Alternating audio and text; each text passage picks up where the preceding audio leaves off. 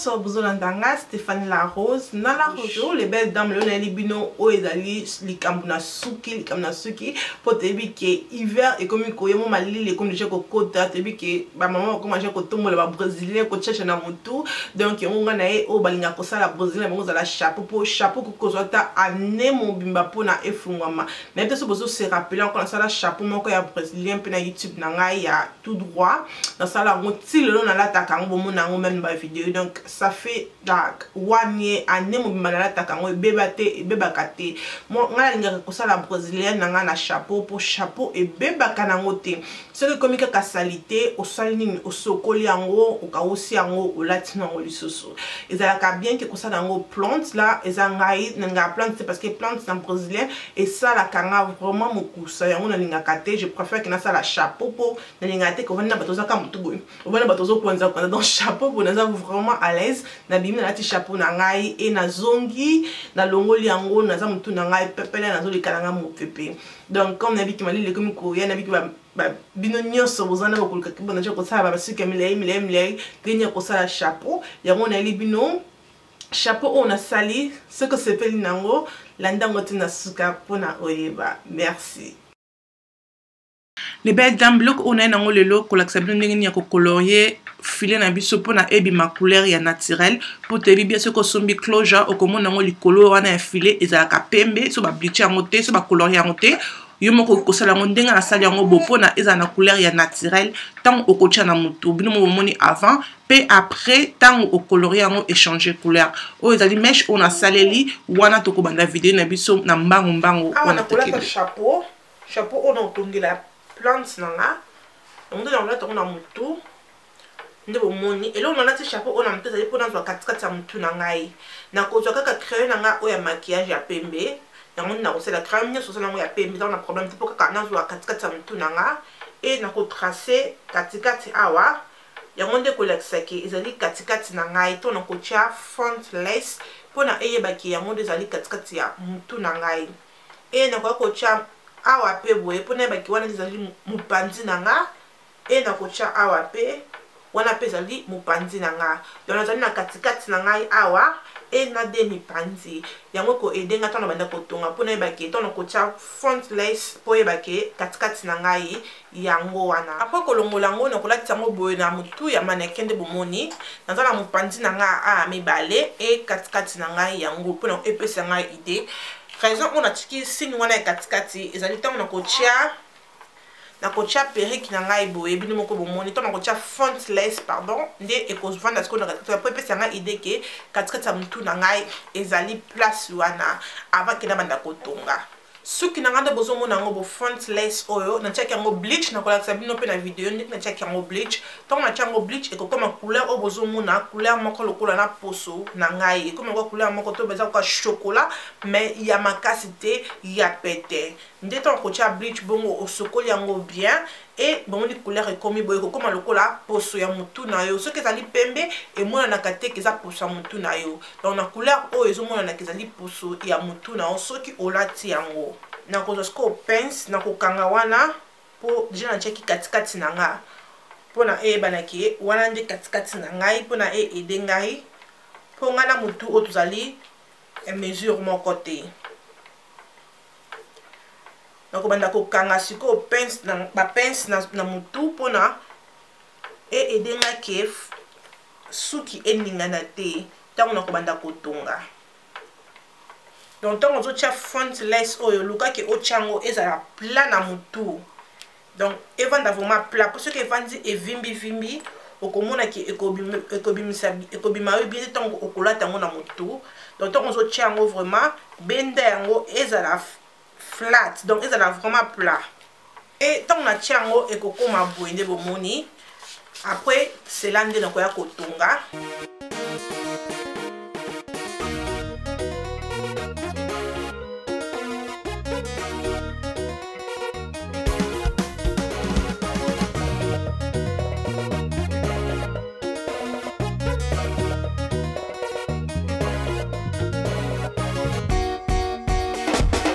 Bienvenue sur Maman Show, les belles dames. Stéphanie La Rose. bon mon siko ke na otiko cha déjà font lace wana le boso o ekomi nga boye na tongi yango na la sabino o tongi yango kaka o balusi yango autour donc o tongi yango cercle na koloba ni na tongi na no o ezali ya liboso perek o ko kolata ngo na ndenge ya katikati pe o kolata ngo na ndenge ya mopanzi bon mon temps to bleach des autres la biso couleur couleur eza pembe te esali mwa mwindu parce que chapeau oto tena se ezali mwindu maintenant to kolongola to kokata chapeau oya se bokomona ke kokoma sko couleur moko na teinture o eza ya mutu na yo pour son mutu na nde ko bima awa boy nde bomoni donc perruque oyo eza vraiment kitoko na on eza vraiment sila après na nzobanda sko na sima 20 inch eza mulai oyo ezali 20 inch donc on donne kocha na sima awa na se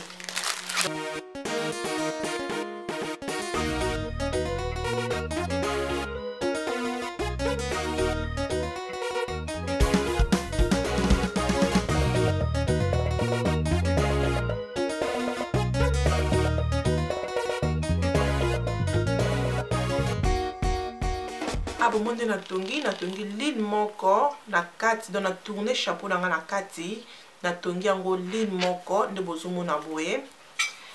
donc bomoni ki na tourner na kati a oza place to tonga ki lace wana font lace donc o tourner chapeau na kati et o tongi yango nde bomoni na zo tonga boye o tongi ligne moko wana ya plante donc coin ya awa ti na coin ya oyo otongi pe na otongi sous deuxième ligne donc comme vous avez déjà deuxième ligne na ngango non parce que deuxième ligne ti na coin wana bolimbisanga vraiment pour na focus na caméra oyo donc non ban sous deuxième ligne na nga et ne mo bomo na les okimbe.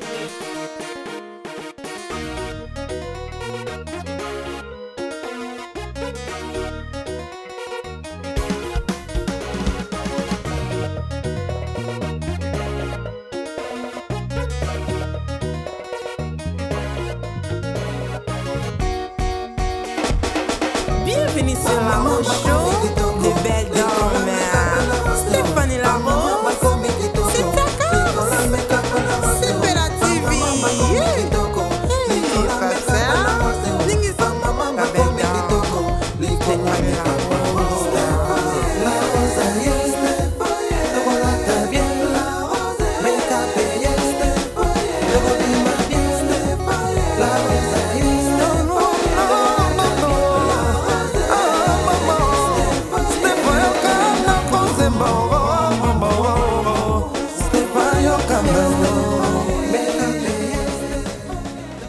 Tant na silisi na kokata sko chapeau na nga oya mwindu nde bozomona wana kata chapeau pona ozana pose ya closure ebima naturel donc tant ocho na mutu ko chango na chapeau wana tete place otonga ki okati ndozomona wana nde nazola kisa tant ozo kata zala maile na closure parce que ce qui est kati closure wana eko baby sango donc kata vraiment be careful kata on na maile nyonso pona tango kolata tango okomona ki kosala naturel pe koto a closure ekozala pepele na moto pona sisi ko kata chapeau ya noir ezali pona natika lace front boy pour lace front ligne o ekomona motu nanga donc so che chapeau no mona ki ebima bien te to kata ngo pona na motu ekobenda ne ko malokola motu na ekosala lokola poso motu na moko et so bo remarquer bo mona ki na tongi awa na se na tongi mesh na kati pe pourtant na banda kobenda ponytail et komona na teke ezali perruque na kolata sko perruque en poto mona ndenge e kosala na mutu bomo ndenge pour son ndenge sali donc to kataki eloko wana noir to kataki chapeau na noir te ngaki sala lokwa poso na nga boide so raison to kataki yango taki pour esala lokola poso na nga ndenge esali